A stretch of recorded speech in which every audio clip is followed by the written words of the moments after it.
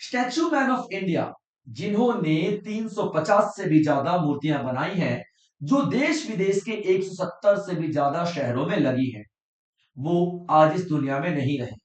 लेकिन उन्होंने भारत को एक ऐसी विरासत दी है जिसे हमारी आने वाली जनरेशन पीढ़ी दर पीढ़ी याद रखेगी। उन्होंने भारत की इस कला को पूरी दुनिया तक पहुंचाया, पूरी दुनिया के मंच पर लाकर खड़ा कर दिया।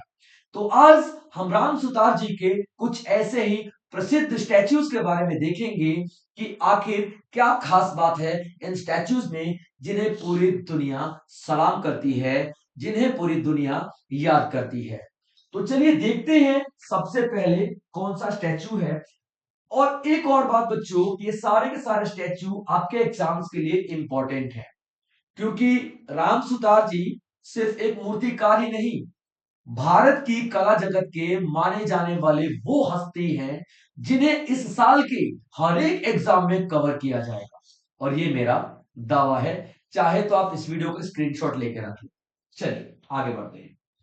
अब देखते हैं पहला statue, statue of unity. Statue of unity जो सरदार वल्लभ भाई पटेल की बनाई गई थी गुजरात के केवड़िया में, राम सुतार जी ने इस स्टैचू को बनाया था। आप सभी ने इतिहास में पढ़ा होगा कि जब हमारा देश आजाद हुआ था तो भारत की 565 रियासतें थी जो एक तरफ अपना अपना कुछ राष्ट्र बनाना चाहती थी या अपना अपना क्षेत्र लेकर के अलग हो जाना चाहती थी। उन 565 रियासतों को एकता के सूत्र में बांधने वाले सरदार वल्लभ भाई पटेल का statue, statue of unity, Gujarat के केवड़िया में बनाया गया। और 182 फीट 182 मीटर ऊंचा है ये स्टैचू, जो कि दुनिया का टॉलेस्ट स्टैचू कहा जाता है। ये एक आइलैंड पर बनाया गया है। उस आइलैंड का नाम क्या है? साधु बेट। याद रखना, साधु बेट उस आइलैंड का नाम है। और ये ब्रॉन्ज से बना हुआ है। आप जब इस स्टैचू को देखेंगे, कभी आप जाइएगा देखिएगा केवड़िया में गुजरात में, तो सरदार वल्लभ भाई पटेल का जो ये शॉल है ना, शॉल, इसकी जो बूंदियां है ना वो भी दिखाई देती है।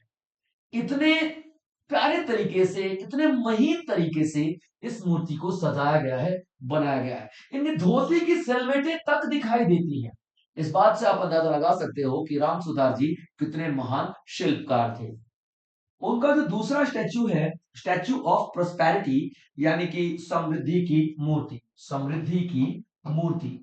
अब देखिए ये क्यों पसंद है, प्रसिद्ध है। पसंद तो खैर सभी को ही है ना। ये क्यों प्रसिद्ध है समृद्धि की मूर्ति या समृद्धि की प्रतिमा?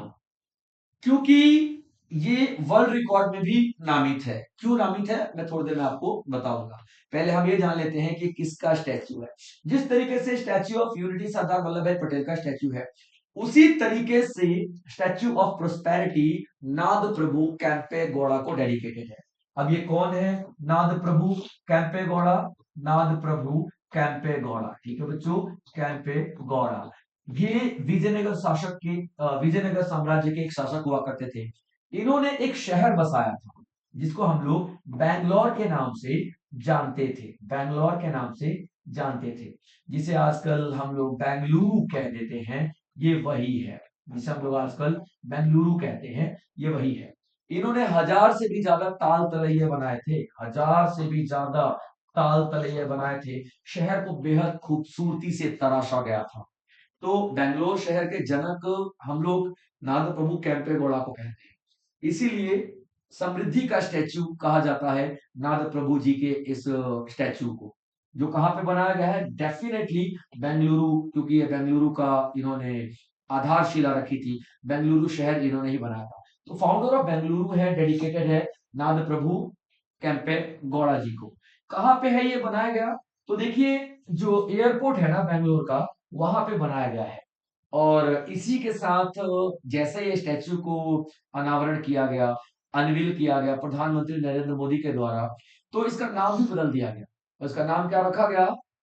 कैंपे गौड़ा इंटरनेशनल एयरपोर्ट। ये भी इंपॉर्टेंट है, कैंपे गौड़ा, कैंपे गौड़ा इंटरनेशनल एयरपोर्ट का नाम रखा गया है। एयरपोर्ट याद रखना। तो अभी बेंगलुरु इंटरनेशनल एयरपोर्ट ना होके वो कैंपे गौड़ा इंटरनेशनल एयरपोर्ट बन चुका है। ठीक है बच्चों, और ये इसी एयरपोर्ट के सामने एक या साथ में एक पार्क बनाया गया है, थीम पार्क। उसी थीम पार्क में स्टैच्यू को लगाया गया है, या फिर यूं कह लीजिए कि इस स्टैच्यू को बेंगलुरु इंटरनेशनल एयरपोर्ट पर बनाया गया है, या फिर कैंपेगौड़ा इंटरनेशनल एयरपोर्ट पर बनाया गया है। 108 फीट ऊंची, ठीक है बच्चों, 108 फीट ऊंची ये मूर्ति है। और ये ब्रॉन्ज की बनी हुई है, कांस्य की बनी हुई है। और वर्ल्ड रिकॉर्ड भी इसने स्थापित किया है। तो वर्ल्ड रिकॉर्ड किस बात का? शहर बनाने वाले जितने भी लोग हैं, शहर बसाने वाले जितने भी लोग हैं और उनकी मूर्तियां बनाई गई हैं, उन मूर्तियों में सबसे बड़ी मूर्ति कैंपेगौड़ा जी की है। ठीक है, बहुत सारे ऐसी मूर्तियां बनाई गई है ना जो कि शहरों के नाम पे है, जो शहर बनाने वालों की मूर्तियां हैं, तो उसमें कैंपेगौड़ा जी की मूर्ति नंबर 1 पे है, सबसे ऊंची है। इसलिए हम क्या, इनको वर्ल्ड रिकॉर्ड स्थापित किया जा चुका है। ठीक है, वर्ल्ड रिकॉर्ड इन्होंने लंदन में बनाया है। ठीक है, याद रखिएगा। तो राम सुतार जी की ये सारी सारी मूर्तियां हैं। लॉर्ड रामा जी की मूर्ति गोवा पे आप लोग देखना कि गोवा पे आज भी पुर्तगालियों के कल्चर का असर है। वहां पे आज भी जिस तरीके के धूम्रपान वगैरह किया जाता है लोगों के द्वारा, या आज भी जो हमारा यूथ है कहीं या तो वो फॉरेन जाने की कोशिश करता है, अगर वो इंडिया में है तो सबसे पहला उसका ट्रिप कहाँ बनता है? गोवा में बनता है। ठीक है, मैं भी प्लान कर रहा हूँ। ठीक है, मेरे ख्याल से 6-7 साल हो गए, जा ही नहीं पा रहा हूँ। पता नहीं, कुछ ना कुछ समस्याएं आ जाती हैं, कभी जेब हल्की हो जाती है तो कभी समय हल्का हो जाता है। लेकिन जो भी हो, ठीक है, अच्छी जगह है। और फॉरेन कल्चर बहुत ज्यादा वहां पे, तो हमारी सरकार ने उस फॉरेन कल्चर पे थोड़ा हमारे आध्यात्मिक कल्चर का परत चढ़ाने के लिए, आध्यात्मिक कल्चर को बढ़ावा देने के लिए प्रभु श्री रामचंद्र की मूर्ति का अनावरण किया है। ठीक है, और नरेंद्र मोदी ने ही किया था। ठीक है, हमारे पीएम नरेंद्र मोदी ने ही किया था इस मूर्ति का अनावरण। अभी किया गया है, नवंबर 2025 में किया गया, रिसेंट। ठीक है, 77 फीट इसकी हाइट है, ब्रॉन्ज की बनी हुई है। और कहाँ पे? गोवा में। कहाँ पे? तो कोंकण। ठीक है, याद रखना। ठीक है, कैनाकोन। ठीक है, क्या है ये? कनकोण। ठीक है, कनकोण, कनकोण एक जगह है साउथ गोवा की, वहां पे। और वहां पे एक मठ है, मठ, उस मठ में इस मूर्ति को बनाया गया है। मठ किसका है? तो वैष्णवों का है। ठीक है, वैष्णव। ठीक है, वैष्णवों का है। ठीक है, वैष्णविज्म का है, याद रखना। ठीक है, वैष्णविज्म का है ये। तो वैष्णव लोग, वैष्णव साधु संत, वैष्णव गुरु जी लोग इस मठ में रहते हैं। इस मठ का नाम क्या है? याद रखना, श्री संस्थान। श्री संस्थान, संस्थान तो होता ही है ना, तो उसी का श्री लगाया गया। श्री संस्थान गोकर्ण परगली जीवोत्तम मठ। श्री संस्थान, संस्थान तो संस्थान होता है इसलिए संस्थान हटाए। नाम क्या है? गोकर्ण पर्तगली जीवोत्तम मठ के नाम से हम लोग जानते हैं, जो कि 500 सालों से भी पुराना है। आगे आते हैं, वीणा स्टैच्यू। इन्होंने ना सिर्फ मूर्तियां बनाई है मनुष्यों की, बल्कि वीणा, वीणा भी बनाया है। और ये वीणा कहाँ पे बनाया गया है? अयोध्या में। ठीक है, अयोध्या में एक चौक है, अयोध्या में एक चौक है जिसको हम लोग लता मंगेशकर चौक के नाम से जानते हैं। ठीक है, लता मंगेशकर जी जो उनकी मृत्यु हुई थी 2022 में, तो वो 92 साल की थी। ठीक है, तो 92 साल की थी उस टाइम में। और उनका जो 93 वाला जो जन्मदिन था ना, ठीक है, बर्थ एनिवर्सरी जो 93 वाला, उसी बर्थ एनिवर्सरी में अयोध्या का एक चौक बनाया गया, उस चौक का नाम रखा गया लता मंगेशकर चौक। उसी चौक पे एक वीणा बनाया गया, ये वीणा। ठीक है, क्योंकि लता मंगेशकर संगीत संगीत से जुड़ी हैं, और ना सिर्फ संगीत से जुड़ी हैं, भारतीय संगीत को उन्होंने ऊंचाइयों तक पहुंचाया है। मुझे उनका गाना हमेशा याद आ जाता है, ऐ मेरे वतन के लोगों जरा याद करो कुर्बानी, जो शहीद हुए हैं उनकी जरा याद करो कुर्बानी। वो गाना रोंगटे खड़े कर देने वाला गाना है। आप कभी भी सुनना उसको, तो आपको लगेगा कि यार सब कुछ इमेजिनेशन हो रहा है, सब इमेजिनेशन हो रहा है, सब इमेजिन में चल रहा है। इस तरीके से उन्होंने गाया है। इतनी महान कलाकार है, इतनी महान फनकार लता जी थी, तभी तो उनके नाम पे ये चौक बनाया गया अयोध्या में। और इस वीणा की खास बात क्या है? इस वीणा में ना 92 सफेद कलर के मार्बल लगे हैं। 92 सफेद रंग के क्या लगे हैं? तो मार्बल लगे हैं, मार्बल लगे हैं। क्लियर है पॉइंट यहाँ पे, याद रखेगा। 92 सफेद रंग के मार्बल लगे हैं, जो क्या बताते हैं? लता मंगेशकर जी की 92 साल की आयु बताते हैं, आयु बताते हैं। ठीक है, तो हर एक मार्बल उनकी 1 साल को डिनोट करता है। और दूसरा, इस वीणा में 7 सुरों वाले स्ट्रिंग्स भी लगे हैं। ठीक है, 7 सुर दिखाने वाले, ठीक है, 7 पिलर लगे हैं यानी कि स्ट्रिंग्स लगे हैं, कुछ ऐसा, ठीक है बच्चों, याद रखिएगा। और जिसका जो हाइट है 12 फीट की है और 14 टन इसमें वजन है। और लता मंगेशकर का 92 साल का पूरा एक यात्रा, जीवन यात्रा दिखाते हैं ये 92 मार्ग, ठीक है बच्चों। चलिए आगे देखें। अगला जो आता है आपके पास महाराजा रंजीत सिंह की। महाराजा रंजीत सिंह को हम लोग लॉयन ऑफ पंजाब के नाम से भी जानते हैं, ठीक है, लॉयन ऑफ पंजाब के नाम से भी जानते हैं, ठीक है। इन्होंने सिख अंपायर को खड़ा किया था। सिख अंपायर को मतलब एक मजबूत बुनियाद के साथ खड़ा किया था। तो नाम क्या है इनका? महाराजा रंजीत सिंह जी, ठीक है बच्चों, याद रखना। कहाँ पे बनाया गया है? तो अमृतसर में इनका ये स्टैच्यू बनाया गया है, ठीक है बच्चों, याद रखना, अमृतसर में इनका स्टैच्यू बनाया गया है, अमृतसर। क्लियर है बच्चों यहाँ पे? चलिए, महाराजा रंजीत सिंह की जो आर्मी थी, ठीक है, जिनको खालसा कहा जाता था, बेहद पावरफुल और बेहद दृढ़ निश्चय वाली थी। उन्होंने ऐसे ऐसे युद्ध लड़े थे कि भाई जिनको मतलब इमेजिन कर पाना ही मुश्किल है कि यार ये युद्ध इतनी आसानी से जीता जा सकता था। तो महाराजा रणजीत सिंह ने ऐसे न जाने कितने युद्ध जीते हैं। तो उन्हीं का स्टैच्यू है, अमृतसर में लगाया गया है, ब्रॉन्ज का बनाया गया है, 21 फीट हाइट है और उनकी कमांडिंग स्किल्स को दिखाता है, किस तरीके से वो मिलिट्री को कमांड करते हैं। अगली स्टैचू आती है कृष्णा अर्जुन मॉन्यूमेंट की। अभी आपको पता है, जब महाभारत देखते हो आप लोग, तो श्री कृष्ण गीता का उपदेश देते हैं अर्जुन को। जब अर्जुन महाभारत का युद्ध करने से मना कर देते हैं कि सर मैं कैसे लड़ूंगा, ठीक है माधव, मैं कैसे, सामने सब खड़े हैं मेरे प्रियजन, कोई मेरा भाई है, कोई मेरे गुरुदेव हैं, कोई मेरे तात्श्री है, मैं कैसे लड़ूंगा इनसे।